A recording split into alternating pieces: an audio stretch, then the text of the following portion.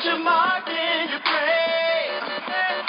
Normally I know when to back off, cause you're raising the stakes, and I play to win. And welcome back, ladies and gentlemen, to the Body Shot Boxing Show on Twilight Talk Radio. I'm your host, Brian Murphy, and you can hear us every Wednesday night at 8:30 p.m. Pacific Time. Special shout out to Kathleen Sharp for joining us last week. She's quite knowledgeable about boxing, gave us a lot of insight into what we can expect for 2016. So thanks for her to calling in and giving us her opinion on a lot of good stuff within the boxing world. Per usual, we have a great show lined up for you this week. We're going to talk a little bit about Danny Garcia versus Robert Guerrero, his fight. Danny Garcia is so due for some exposing. Unfortunately, I guess fortunately for him, he did win a victory over Robert Guerrero. Robert Guerrero, who I just don't consider to be an A-level fighter. But Danny Garcia, after watching that fight, I just don't see him getting through the top three main guys in the welterweight division right now, Sean Porter, Keith Thurman, and Kell Brook. I don't see that happening. From what I understand, he has a mandatory against Amir Khan, and that should be interesting because they've met up once, and that's going to be a rematch. And Danny Garcia knocked Khan out, so it'll be interesting to see what the rematch is like. I was going to be talking about Sergey Kovalev versus Jean Pascal, being trained by Freddie Roach now, so that's going to be interesting. I want Pascal to win, but I don't think he will. I think it's going to be Freddie Roach will give him. I think Freddie Roach will possibly give him 2 more rounds, but I don't necessarily see him winning the fight, or certainly not knocking Kovalev out. So we'll talk about that. We'll also talk about Freddie Roach and Cotto. Cotto fighting Juan Manuel Marquez. At least that's what Freddie Roach wants. Interesting. I don't think that makes for a bad fight. It's just kind of interesting that's who Freddie Roach wants Miguel Cotto to fight out of all the welterweights out there. Amir Khan begging for a payday. That's from people from LA will understand the K-Day reference. But Amir Khan, he's looking for that big payday. You know, he's still chasing Floyd Mayweather, who says he's retired, so that's odd within itself. But he now has a mandatory against Danny Garcia, so we'll see how that goes. That should be interesting. Our guest for today is 1984 Olympic gold medalist Henry Tillman. Henry Tillman currently runs Henry Tillman Championship Boxing Club here in Carson, California. He has a boxer under him named Charles Martin, who just won the IBF Heavyweight Championship of the world just a few weeks ago. So we're going to get ready to join him. He's on the phone with us right now. How you doing, Henry? I'm all right. How you feeling? Doing great, man. Thanks for joining us. No problem. Okay. You're actually the first guest we've had since I started my show that's on the West Coast, so I don't feel too bad about keeping you up. Yeah, the other people they've had to call in at 11:30 at night their time, and a few people in the UK have called in, and it was like 4 o'clock in the morning their time. So I get to have this interview with you guilt free. That's right. Yeah. So before we get into the topics, let's talk about your background a little bit. I know that you were an Olympic gold medalist in 1984. And that was here in the City of Angels, which brings back memories for me because, I was a child during that time. I was, I think, 11 years old at the time. And so you're making me feel old, man. Sorry about that, but yeah, that was a good childhood memory. I remember the opening ceremonies in the Los Angeles Coliseum and Carl Lewis and all the sprinter who he actually ended up being a receiver for the Raiders. I can't recall his name. Ron Brown? Yeah, Ron Brown. Yeah. So I remember. I have those memories of the 1984 Olympics. Tell me about what you did immediately after the Olympics. What your life was like after winning the gold medal. Obviously, for many people, there's notoriety in that in terms of interviews and getting some sponsorship packages. But boxing is a slightly different sport than others. And tell me what you did immediately after and what your involvement in the sport of boxing was. Well, Adidas was one of my sponsors, and Levi Strauss. Excellent. And I did a host of commercials, McDonald's, and some other things, 7-Eleven. And I took like 30 days off after the Olympics. And then I turned pro that December of '84 in Texas at the Summit, where we used to Rockets play. And it took off from there. Okay. Yeah. What was one of your bigger fights? I think all my fights was big. All them jokers trained for 6 to 8 weeks. Right. And coming there trying to see you. Yeah. But the most significant fights was with Tyson, Holyfield, Burt Cooper, and so on and so forth. Yeah. When I was doing my research on you, you beat Tyson twice in the amateurs, correct? Yeah, in the Olympic trials in the box off. Once in Dallas at the convention center, and the second time was the second and third time we fought at Cedar Palace in Vegas. Okay, excellent. Yeah, that's a bigger thing to put on your resume than the gold medal, beating Tyson twice. You know, gold medal, you never former. Like Tyson is former everything. Yeah. If I die right now talking to you, I'm still the 1984 Olympic gold medalist. I'm with the elite few, with the Ali's, the Jesse Owens, George Foreman, and so on and so forth. You never former. Right. You hold that forever. Right. Yeah, no, that's a beautiful thing to have, you know, because you, like you said, it's never former. It's just a Olympic gold medalist. So it stays with you forever. You also own you could talk a little bit about your boxing club. I know that we spoke earlier, and you have Charles Martin coming out of your gym, who's the current IBF heavyweight champion of the world. You won that a few weeks ago. Tell us a little bit about your gym and the prospects you have in there. Well, we just closed the gym because that particular corner is downtown Carson. It's been sold by the past owners to some new owners that's doing some land developers. Okay. And they're going to put a bunch of high-rise condominiums and townhouses on that corner. Okay. And so we're in the process of moving to another location. I'm looking at some spaces over near the new football stadium that's coming in Inglewood. Okay. And that's what we're doing.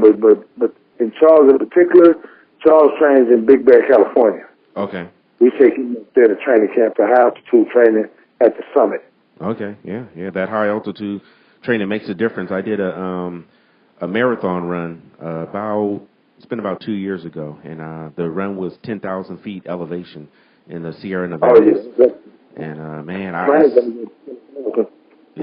it really makes a difference. You know, I mean, I've never trained, you know, at that type of altitude before, ran or did anything physical at that altitude. And as soon as I got out the van, I mean, I was gasping for air. It was unbelievable. Oh yeah, thin, buddy. Yeah, it was real thin, and not only that, it was 10 degrees out. So it was. I felt like I was training for the Navy SEALs. I had to be up at 4:00 in the morning. It was a 190-mile relay run. My leg was only 13 miles, but it was pretty grueling. Only 13 miles? Yeah, and that was broken up. Right? Yeah. I had like 5 miles one leg and like 6 miles another. Right. So it was broken up. But so we're looking forward to you training some more people. Though I know that's closed down, and you know often you have to switch locations. Yeah, we have 4 heavyweights in our camp. So we're training 2 of them are pro already, and 2 of them are amateurs still. Okay. And we look to turn pro probably at the end of the year. Okay. We want them to get the national title and a couple other big tournaments, and then we'll turn them pro. Okay. So we'll talk a little bit about the previous fights this past weekend. Danny Garcia versus Robert Guerrero. Well, you know, Robert Guerrero did good to me up until around the middle to the end of the 7th round, and his age kicked in, the youth kicked in for Danny. Mm-hmm. Danny did a lot of movement. He never stayed in one place one time. He picked his shots, he moved, he slipped shots. And when Guerrero started slowing down, he started pot shotting him. And getting out of the way. Right. You know, he used every inch of the ring. Right. Yeah, you know, Danny Garcia is becoming an interesting kind of dichotomy to me. You know, I mean, I do consider him to be an elite level fighter, but his level of opposition just hasn't been what I wanted it to be. I know that this is only his 2nd fight at 147, so you know, I guess his father, Angel Garcia, wants him to take it kind of slow. But he's cherry picking. He's cherry picking, and I think he's being a little bit too conservative. I definitely need to see this guy in the ring with Sean Porter or Kell Brook or Keith Thurman, and I don't think that he wins against those guys. Yeah, I saw Sean Porter at the fight, so I talked to him for a minute. So, he's in the wing, waiting to get a shot. So, right. He has a big fight coming up also. Yeah, we'll talk about that, no doubt. We definitely going to be talking about Sean Porter and Keith Thurman. Those are two of my favorite fighters, and that's going to be excellent. That's going to be some fireworks. Yeah. Ooh, that's going to be some fireworks right there. Fireworks. 4th of July. Yeah. I'm extremely excited about that. But we're going to jump back into that in just a few minutes. But Robert Guerrero, I give him a B+ level fighter. He's always been right on that cusp, even though he has actually beaten one or two pretty elite fighters. But overall, he's a couple of good things. Yeah. He's a hard worker. I like his work-like effort toward his trade. He brings it all, and you have to respect that in a fighter. You don't dog it. Mm-hmm. You don't come in playing, not with all the hype. You come to work. You have to respect an athlete like that. Mm-hmm. Mm-hmm. The sport needs that. He come in real workman business like type attitude, and he come in and work from the beginning to the end. Mm-hmm. Mm-hmm. With his all. Yeah. And I respect him to the utmost for that. Yeah. No, same here. There's a lot of fighters who don't bring it all, and so when you have a person like Robert Guerrero, who may not be the most physically talented person in the world, the fact that he comes in and gives it his all is a pretty big deal, So he came up short against Danny Garcia. A few people are saying that Robert Guerrero won or it was a draw. I did watch the fight, of course, and Danny Garcia did pull it out, just because he's physically better. He just has a few more tools than Robert had. And he's bigger than Robert Guerrero. He's bigger than the Ghost. Yeah. He's younger. He's bigger. Yeah. He is. He is bigger. Yeah. Danny Garcia has a nice build for 147. He has a nice build, and I think he'll do nice okay. Height, nice speed. Mm-hmm. And his ring generalship is not bad. Mm-mm. Not bad at all. Mm-mm. No. He don't take a lot of punches. Nope. No, he's a good fighter. Just his past 3 fights before Guerrero were just really, really suspect, and a lot of people considered him to have 2 losses. A lot of people consider his last 2 fights before Guerrero to be gifts. Not everyone feels that way, but there's quite a few people in the boxing community who feel that you have to always remember, you have fans of boxing, then you have boxing people. Right. So you have to talk to the boxing people as well as you do the fans. Mm-hmm. Mm-hmm. Mm-hmm. My mother told me one time, I went to distance, she said, well, why did you win? She didn't understand. Right. Let the other guy got knocked down and counted out. Right. Okay, continue. There's a lot of confusion in this sport. I mean, I'm sure we call them casuals, people who kind of wax poetic about the sport, but yet, there is obvious they're not real fans, and they're only hearing about somebody like a Floyd Mayweather, or a Manny Pacquiao, and they follow it from that perspective. You have to understand how the judging is done and what they judge you on. Mm-hmm. They judge you on aggression, they judge you on the amount of punches you throw, and then they judge you on the punches that connect, and the significance of the punch. Because if you powder puff touching a guy, they don't really count that. Now, if you go in there and throw one hard bomb and stagger the guy, they count that. Absolutely. Not the little flirty stuff. It's not the amateurs. Yeah. But even with that being said, I mean, it's obviously been subjective amongst judges. You have some fighters who were the bigger aggressor in some fights, and they still ended up losing. Right. So even amongst the judges, it tends to be pretty subjective. Yep. The power punches. Yeah, the power punches is definitely a big deal. I think from what I can tell, from watching the sport very closely for a number of years now, obviously the person who lands the most power punches generally is the person that wins. Exactly. Yeah, that's generally the person that wins. The effectiveness of the punch. Yes. Yes. Let's talk about the Kovalev Pascal fight. I really like John Pascal. I think he's a cool dude. He's a fun interview. He's a talented fighter. I'm sorry. Didn't they fight before? They did. Yeah. This will be a rematch. Yeah. Yeah. Kovalev stopped him late in the fight. Right.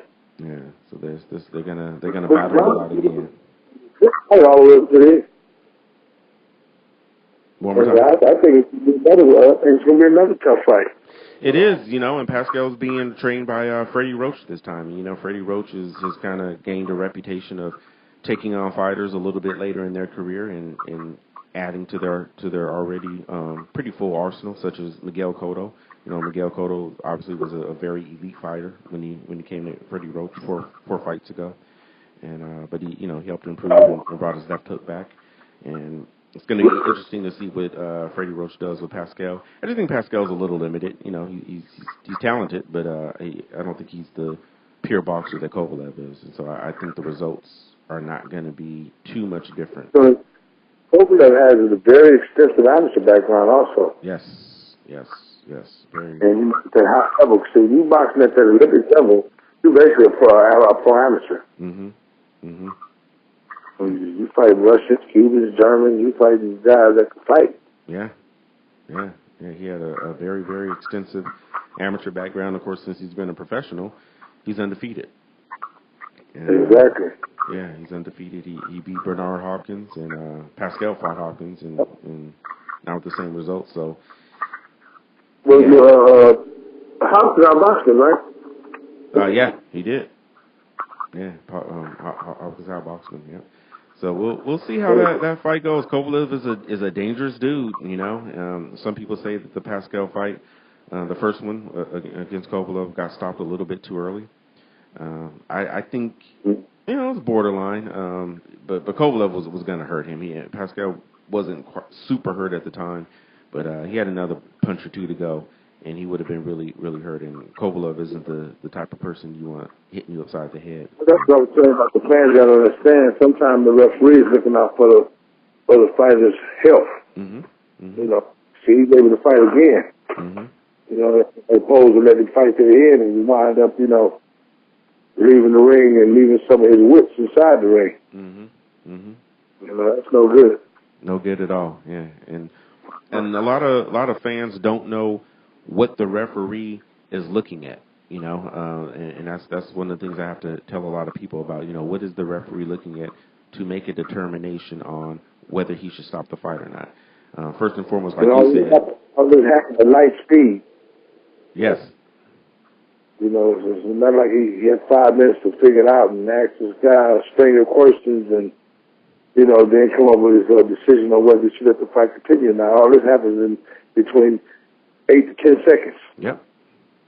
It's a rough gig, and you have to make very important decisions because sometimes somebody's life could be on the line. And I always tell people you don't really understand time until you got Mike Tyson chasing you in the ring. Right. 10 seconds become 10 days. But all the time, Mike trying to hit you across your head. I can't even imagine. I don't want to imagine. Yeah. So, and another thing, if you look at a referee, and of course you already know this, but this is for some people out there who may not be aware, but if you look at a referee and you look at how he positions himself when a boxer is in trouble, and he'll actually kind of bend down a little bit and he'll look directly into his eyes because his eyes tells the story. You really can't fake if you're conscious or not conscious by your eyes, and that kind of tells the story. And so the next time you see a boxer in trouble, notice the ref. He almost won't pay any attention to the aggressor. He won't pay any attention almost to the person that's hitting him. He'll just keep his eyes on the guy who's in trouble, and he'll look directly in his face to see what his eyes are doing, and that'll tell the whole story. And often we're not able to see that angle, So when a person says, "Oh, that fight was stopped too early. Why did the ref do that?" Well, you didn't see what he saw. He was looking in his eyes, and maybe if you do see it from the replay angle, the guy's eyes rolled up in the back of his head, and so that tells the entire story. He could protect himself. Yeah. That's another thing. The determination, hey, this guy's taking punishment, but he's protecting himself, so I'll let it go, or he's taking punishment and he doesn't seem to be able to defend himself, So, the nature, they say, protect yourself at all times, and that's an extremely real statement that I don't think people get. Well, that's the last instruction the referee gives you. Yep. Before you see you to the corner to start the fight. He said, protect yourself at all times. Yes. Get to your corners. Yes. Yes. Protect yourself at all times. And there's a few fighters that don't do that. They get in there, they play around, and they don't have their hands up. And I'm sure you've seen it countless times, and I've seen it countless times as well. Fighters get in there, they get a little comfortable, and they get a little relaxed, and they want to start looking cute, and they put their hands down, and next thing you know, they're horizontal. There you go. They're on the floor. On the floor. Yeah. Right. How much of a difference do you think? What's that? How much of a difference do you think Freddie Roach will make with Pascal? Wait, say that again. How much of a difference do you think that Freddie Roach will make with Pascal? Because he's training him now. Hello? Yep. So yeah, I was asking you, how much of a difference do you think Freddie Roach will make with Pascal? Because he's training him now. Well, it all depends on Pascal. It's what he can take in from Freddie. So, it has to be compatible. The trainer and the fighter both have to trust in one another. Mm-hmm. My fighter like Charles, he has to trust in the information that I'm feeding him. It'll work, and then it's up to him to go out and carry it out. Mm-hmm. Mm-hmm. But I have to make it to where he want to go carry it out because he believes in what I'm giving him. Mm-hmm. Mm-hmm. And that's what Pascal has to do. He has to either believe in Freddie Roach or he don't. Right. Because you have to respect and trust your trainer in order for you to go out there and try to please him by carrying out the mission that you sent out there to do. Yes, absolutely. Yeah. Lots of trust involved in having a trainer. I had one guest on, Darnell Boone, and he was talking about how, the fighter-trainer relationship is like a marriage, because of all the trust that's involved. Exactly. Yeah. So, exactly. We'll see. I like Freddie Roach. He's definitely one of my favorite trainers. I'm a big Virgil Hunter fan, but I like Freddie Roach as well. He's obviously extremely knowledgeable and has brought a lot of fighters to prominence. But I just don't think he's going to be able to feed Pascal with enough information in 6 to 8 weeks that will allow him to be victorious against Kovalev. I just don't see it. Well, every fight is different, There's certain information you can feed a fighter, you can take it in, and it's another fighter, you just don't get it, don't take it in. Mm-hmm. You don't trust him, you just start trying things. Mm-hmm. Mm-hmm. And it's like that, Mm-hmm. And I tell my fighters, I say, just go out there and do 90% of what we practice to do every day. That's all, no more, no less. Mm-hmm. Mm-hmm. Yep.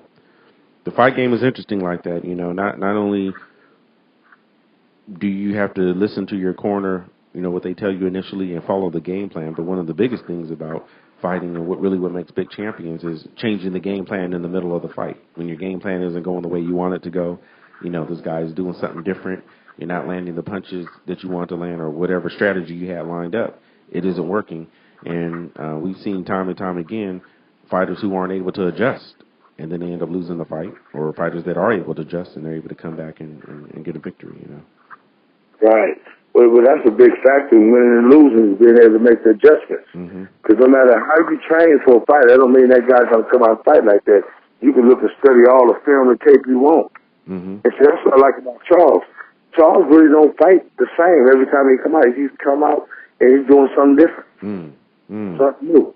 And we train Charles that. He's not like... Only thing that's the same with Charles every time is his power. Okay. Charles hit with both hands. He hit hard. Okay. Both hands. But he didn't look like he hit that hard. Right. That's what gets people. It's how, man, he can't punch, And when they get in front of him and he hit him, their game plan go right out the window. Right. Now they haven't practiced. Right. Yeah, and that's the case, that when people talk about that with Gennady, say, man, when they get in the ring with him, they feel that first punch, and it's like... Body puncher. Yeah. My devastating power to the body. Yeah. Gennady Golovkin, he's something else, and people come in with game plan, and their game. Well, most people's game plan with him goes from whatever it was to let me just survive. Let me just stay alive in this ring. That's what their game plan turns to. And that's what Charles is. People come in there and say they're gonna box, they're gonna do this. As soon as Charles hit them, well, they're on the flight. They get punched and kick and they getting out of there. They become more defensive minded. Yeah, Charles has that aqua power. It don't look like he can hit you that off from the position you're in, but then when he hits you, you be, oh my God. He brings it, huh? Oh yeah, that boy's a punch. Okay, yeah, and so I saw his fight. I'm gonna have to check out some more, but I did see the fight where he won the IBF championship. And let's go in there and look at his highlights. Yeah. Because one commentator was saying he hadn't really fought nobody. We beat 5 undefeated fighters. We beat the boys from Lista, both the Cuban heavyweights. They were both undefeated, 12-0. One was 13 or 14-0, whatever. And they had big numbers for them. That boy Hernandez, he broke his rib and his jaw. He quit on the stool in the 4th round. He wouldn't answer the bell. Oh wow! That boy out of Washington, he busted him up.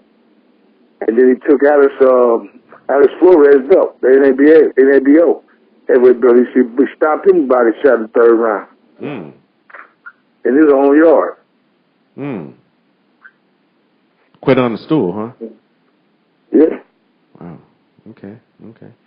We were talking about Freddie Roach, and it's interesting. In the news, he's been talking about Cotto fighting Juan Manuel Marquez. I find that kind of interesting. I like Juan Manuel Marquez. He's a great fighter. I don't know. It just sounds kind of odd that he's going after him for his next fight. What do you think about that? Well, Cotto's what, 36? I believe so. I believe he's 36. And Manuel, he's what, 29, 30? And Juan Manuel Marquez is 42. 42. Yeah. Yep, it's right there. I gotta keep saying. Tell you, when Father Time, when that clock starts ticking, it's no reversing, man. Father Time is undefeated. Yeah. I ain't got to fight yet. Beat Father Time. Yeah. From Ali on down to the rest of them. Yeah, Father undefeated. Time. Yeah, you're undefeated. Yeah. Well, Sugar Shane Mosley, he's in his 40s, and he's, Father Time has caught up with him, and he's still trying to get in there. And then you get there with a 25-year-old that's got the same skills, the same tenacity, the same guts, same power, and you see the difference. It's like they say the Chrysler looks like a Bentley, right? Right. Until a Bentley put up next to it at the light. That was Cat Williams. I remember that. Yeah, it's true. I mean, if you see one separate, they look alike, but if you see one together, it's like, nah, they're not the same. But that's right. There's a big difference. Yeah. But I think Shane doesn't get no permanent damage done to him sticking around so long. So I don't know why he got his nose fixed and got back in the game. That didn't make sense to me right there. He went and had his nose repaired, then he started back fighting. Yeah. And I think Juan, I said he's 42. I believe he's 42. I'm not 100% on yeah, he's on 42. Okay. Yeah. Because he's older than Mayweather. Yeah. So it'll be interesting. He's still in good shape. He still works really hard. He's got a lot of power too. Juan Manuel Marquez is a hard hitting fighter. So he's got a solid build and he's got quickness, and we all know what he did to Pacquiao. I don't think he need money. Not like that. No. He's well off. No. Marquez does not need money. He's not that he's made as much as other people, but he did all right. But he's also a pretty smart guy. He's a really, really smart dude. Shane? No, I'm talking about Juan Manuel Marquez. Oh yeah, he probably still have all his money. Yeah. He's like Michael Smith have all his money. He don't spend nothing. He still wears 1976 slips from the Olympics. Oh, okay. Yeah, he still have all his money. Yeah. Some people are better at holding on to it than others. Evander Holyfield, he didn't hold on to it, unfortunately. Of course, we know about Mike Tyson and his many trials and tribulations and the results of his finances. So, yeah. So some people are able to hold on to it a little bit better than others. Of course, Floyd Mayweather is going to be an interesting tale. You know, I mean, we know he's made a truckload of money, and I've read a few articles where he said he's invested well. But the man gambles a lot, and gambling could be just as dangerous as a drug addiction. So, hopefully, hopefully he won't have to come back into the ring a few years from now talking about I need one last payday. Mayweather be all right. Yeah, he'll be. He has some smart people around him. Mm-hmm. Mm-hmm. He has a team of attorneys and investors that he deal with every day. Mm-hmm. Mm-hmm. He kind of did like the Sugar Ray Leonard did with Mike Trainer. Remember that? No, I did. What's his name? Mike Trainer. Sugar Ray Leonard, he didn't have no manager, no promoter. He promoted his own fights. He had an attorney. Mike Trainer. Okay. Negotiated all his deals. And every fight he had, he was co-promoter. He paid himself. Okay. Cut out the middleman. And that's what Mayweather does. Okay. Like Mayweather said, he say, man, I don't endorse nobody but the money team. You don't see his name on nothing. Mm-mm. You don't do promotions like that. Mm-mm. He do all his own stuff. All his own stuff. No sponsorships at all. $800 million and not one single sponsorship. Yeah, and she's very smart. Yeah. He said, well, Nike use my name when they shoot, they make $100 billion, and I make only $1 billion. Right. And they tax him for half of that. Mm-hmm. Mm-hmm. No, I mean, for all of Floyd's, exploits outside of the ring, he's definitely he's not an idiot, and he's done something right. And he had the intelligence to market himself. Fight the other night, right? Did you have to fight the other night? He was. Yeah, he was. No, I think he was. Were you there? Oh, no, I wasn't. No. The bull even best with him. Yeah. He told Amir Khan, he's funny. He said, and you let that dude knock you out? Talking about Danny. And you want to fight me? Yeah. Khan had to run up there. He didn't want to run up on Floyd. Floyd's a little fool. He was nutcase. Yeah, I saw Amir Khan. He was sitting he was sitting one row behind him, and he was kind of antagonizing him and saying some things. I don't know what Amir Khan is thinking. I mean, first off, I would love to see Amir Khan fight Floyd Mayweather. I've always said that makes one of the better fights for Floyd, just because of Amir's style. Sometime this year, the end of the year, and beat that record 50-0, and he'll retire again. Yeah, he's coming back. Well, he's going to pick one of them old men about to go out. He was 36. Yeah, he'll be a fool. He'll come talking about why you going to fight Thurman. He'd be crazy to fight that young tiger. Yeah, he wouldn't risk that. He wouldn't risk that. He's too dumb to know he hurt. You better not get another young wild dude like that. Maybe crazy. No, he wouldn't. And I'm not even 100% convinced that Keith Thurman could beat Floyd Mayweather, but it's too big of a risk. A big risk, man. It's a big risk. All of those guys, Porter, I think he could definitely beat Porter because he has, more skill. But Porter's dangerous, I mean. The Porter can punch and he can take it, but Thurman is too big for him. Thurman is big. Yeah, and power. He's got some serious knockout power. Even though he couldn't get rid of Robert Guerrero, and a lot of people are saying maybe his power isn't quite as strong as he says it is. But but if you ask why Triple G won't fight, what's the kid name that just fought? Canelo. Man, Canelo way bigger than Gennady. I mean, what's called not Gennady, but Andre Ward. Andre Ward is way bigger than Triple G. Andre Ward, he walked around about 182 pounds. Yeah. The dude was cruiserweight, man. Oh yeah. I wouldn't put my fight in if he was only 165. I would. Yeah. Too big, and he can fight. Well, that's the other thing. Andre Ward has unbelievable skill. I mean, yeah, he hasn't crossed that age line yet. He's still right there. I wouldn't take that fight if I had Triple G. Unless Andre Ward came down to 165 pounds. Yeah, and then he came to the fight, he couldn't be no more than 171. Yeah, that's a good weight for Andre Ward, though. That's still a very comfortable spot for him. But he's still way bigger than Triple G. Oh, yeah. Yeah, he's taller, and just his natural weight is bigger, yeah. Wide as high. Yeah. So that would be a dream fight, though. Andre Ward versus Triple G. Man, I would. All the people's fight. Yeah. But Kovalev is the big fight, though. Kovalev against Andre Ward. That's what people are talking about. That's what's going to happen next. That'd be a good fight. Yeah, and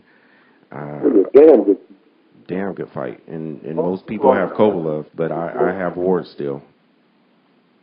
Oh yeah, Ward out boxing, but it won't be easy. It won't be a cakewalk. No, it won't. No mistakes. No mistakes. No, I think he could win, but with no mistakes, and he would have to fight a perfect fight, which he's capable of doing. You know, I mean, he's extremely disciplined. Extremely disciplined. Oh yeah, the Ward admission. He's a scientist in that. Oh yeah. He's dissect. Yeah. He's fun to watch. A lot of people don't like watching him, but if you're a pure fan, that guy, man, he has just got ridiculous skill. Now, I'll tell you another thing about Andre Ward. I think he's the hardest hitting, supposed non-hard hitting boxer there is. I think Andre Ward really has some power. Yeah, I think he has a lot more power than what people think. He just, he's not a muscular guy, and he talks about it, often. I don't have that Adonis type body. So my build itself is not imposing, but the guy has power, and he definitely you could see it in the reaction to the people he fights. Like I said, he walk around 182 pounds. Right. That's a big deal, man. Yeah. So that's pretty good size. So but going back to Amir Khan, he's trying to get Floyd Mayweather to come out of retirement.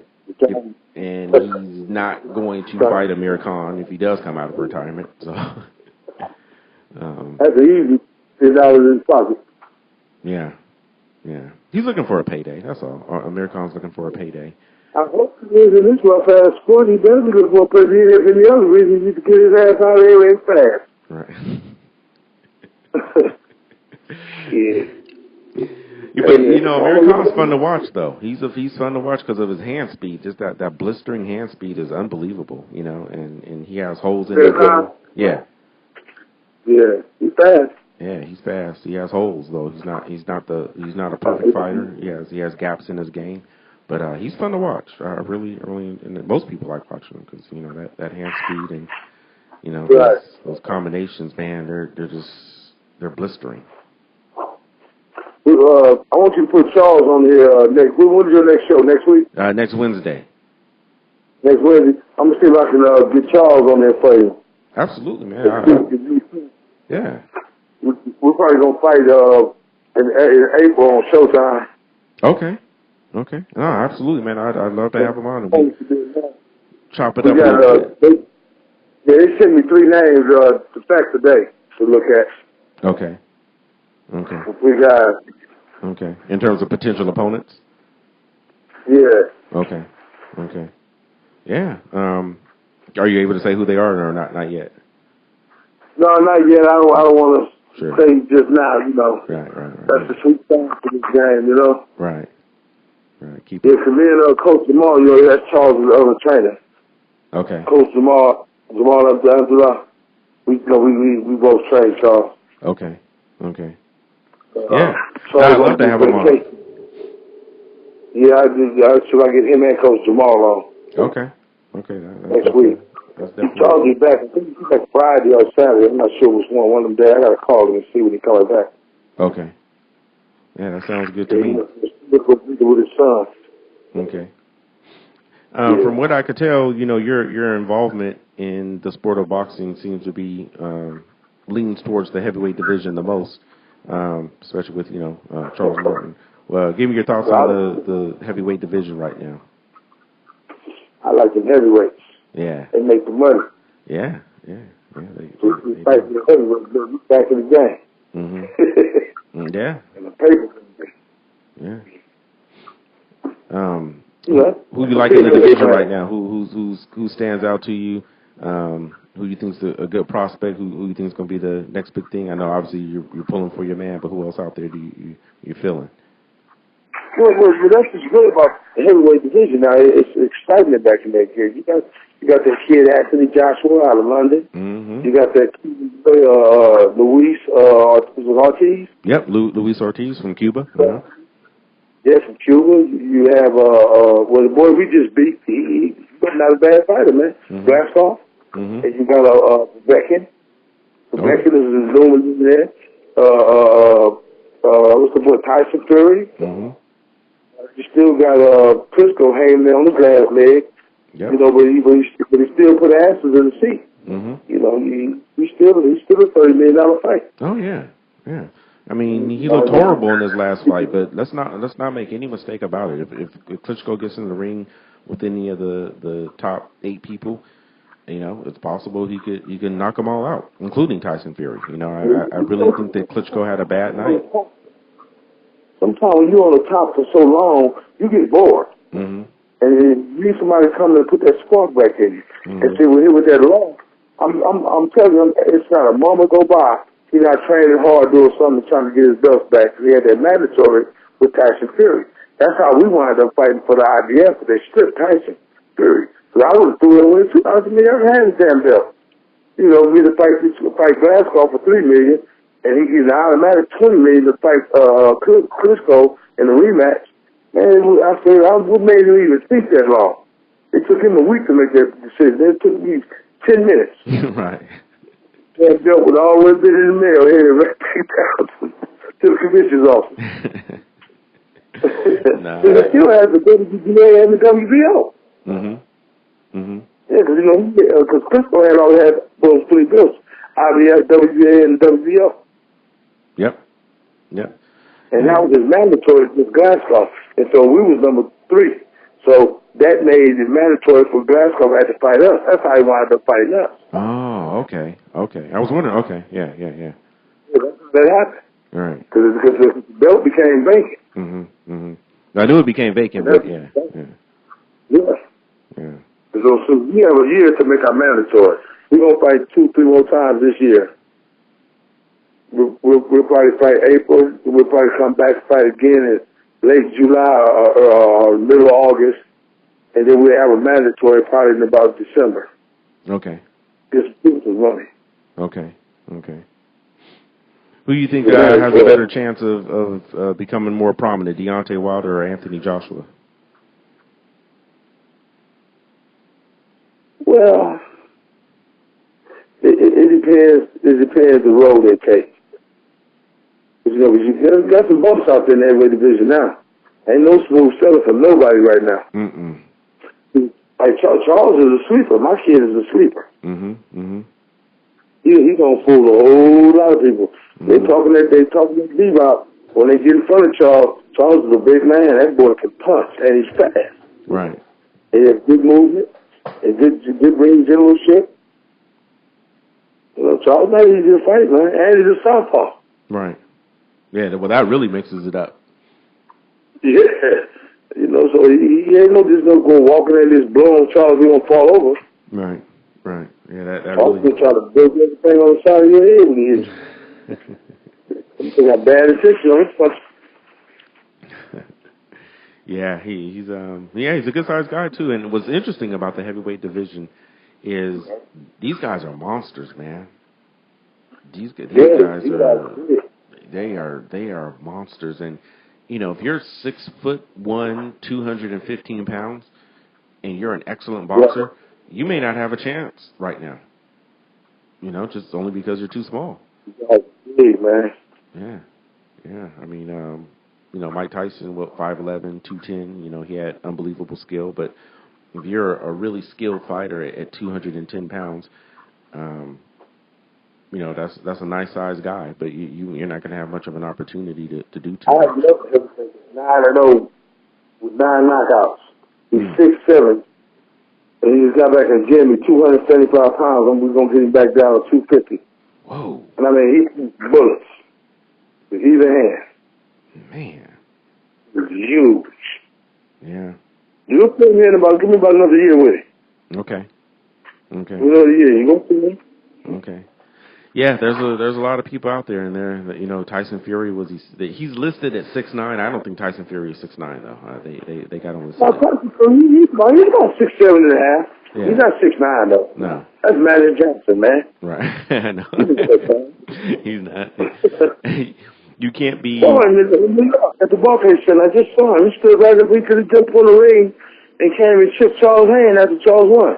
Oh, okay. And he's a hairline over Charles, and by head. Right. He's about 6'7". Yeah. But Charles 6'5" and a half. Okay. Big boys. Yeah, they're big boys. Yeah. And you know, I mean, 6'7" is not 6'9", but it's still extremely tall. You know, still. That's a big dude. That's a big dude, and he's a crazy dude too. Yeah. He's a little nutty, but I think more than anything with Tyson Fury, he knows that in boxing you have to be your own PR person, you know, and you have to sell the fights by doing some shenanigans, you know, and I think he wants to make $1 or $2 in the sport, so that's a lot of his antics are based on that, I think. Right. Anthony Joshua, I think he might be a big part of the future. I really like what I saw out of your fighter 2 weeks ago. He's really doing his thing. So it's wide open, you know. It's really interesting to see the heavyweight division be so wide open when a year and a half, 2 years ago, it was dead. You know, it was dead for the first time. To bring that excitement back in the heavyweight division. Yeah. It had disappeared for a long time, you know. Heavyweight division for over a century was the biggest thing in sports, you know. And then once Mike Tyson went away, he had, you know, Evander Holyfield doing some things. He had Lennox Lewis doing some things after. He's little. Yeah. So yeah, these guys they're pretty big. So it's nice to see it come back. You know, really exciting. Deontay Wilder, even though he has some gaps in his ability in terms of his skill set, he's exciting. He's getting better, man. I have to say for myself, he's getting better. He's getting better. I mean, you know, I just got to call it ace of spades. He's getting better. He's going to be harder and harder to beat. They keep moving the way they're doing. You know, Mark Breland is my teammate. Oh, Mark Breland? Yeah, you know, we was on the 84 team together. Yeah, okay. He was a welterweight. Okay, yeah. Holy stuff, we all the same team. Sweet Pea. Okay, Purnell. Yeah. Purnell Whitaker, yeah. I told Mark just a couple weeks ago in New York, I said, boy, you know we're on a collision course. Years later. Yeah, but I mean, you know, but that don't happen to the $100 million fight. Right. You know, then how you lose? You just made $35 million. How the hell you just lost? Right. I'll take that loss. Yeah, $35 million. That's some change I could use. I got $35 million reasons to make me feel good about it. Exactly. And this is $35 million more than what I have right now. So. That's right. Yeah. Well, hey, you know what? Thanks so much for coming on. We really appreciate it. Definitely looking forward. You know, we'll talk later on in the week. Definitely looking forward to having your fighter on. Right. Coming in, and we'll talk a little boxing with him. I know he's excited to be the IBF heavyweight champion of the world, such a prestigious title, and I'm sure he worked really hard for it. So I know he's happy. He's still probably celebrating and letting it all sink in and everything. Oh, he's $1 million baby now. Yeah, no doubt. Well, hey, you know what? Enjoy the rest of your evening. It was much appreciated that you came on, and I enjoyed the conversation. We'll talk to you soon. All right, Brian. Okay, hey, but actually, before you go, did you want to promote anything? I know you just closed your gym, but is there anything you want to promote? No, not really. Just, you know what I mean? I'm to the right, low-key type of guy. To let my work do my talking. Okay. Sounds good to me. Yeah. Okay. Have a good evening. Okay. Bye-bye. All right. So that is going to do it for this week's edition of the Body Shot Boxing Show on Twilight Talk Radio. Again, I'm your host, Brian Murphy. We can be heard every Wednesday night at 8:30 p.m. Pacific Time. Also, if you'd like to email me, you can do so at boxing@murphygrouppr.com. That is boxing@murphygrouppr.com. Also, you can check out my blog at www.bodyshotboxing.wordpress.com. That is www.bodyshotboxing.wordpress.com. And on Twitter, that's bodyshotboxing2. That's bodyshotboxing numerical 2. And on Facebook, you can check us out at Body Shot Boxing Blog. That is Body Shot Boxing Blog on Facebook. Hey, thanks everyone for listening. We had a great show. Thanks again to Henry Tillman for dropping a little knowledge. Good luck to his fighter in the future. He's going to be on the show next week. That's Charles Martin. Body Shot Boxing, 8:30 p.m. every Wednesday, Pacific Time. Long live boxing, everyone.